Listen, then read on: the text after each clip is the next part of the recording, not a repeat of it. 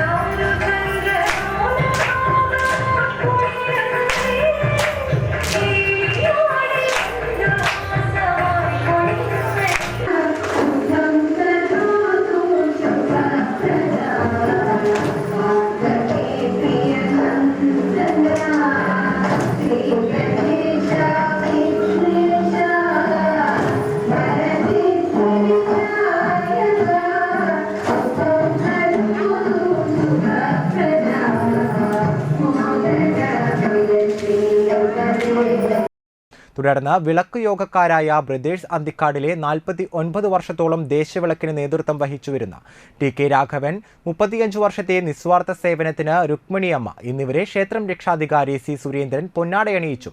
രാംകുമാർ കാട്ടാനിൽ മൊമെന്റോ നൽകിയും ആദരിച്ചു. ക്ഷേത്രം പ്രസിഡന്റ് N ബാലഗോപാൽ അധ്യക്ഷത വഹിച്ചു.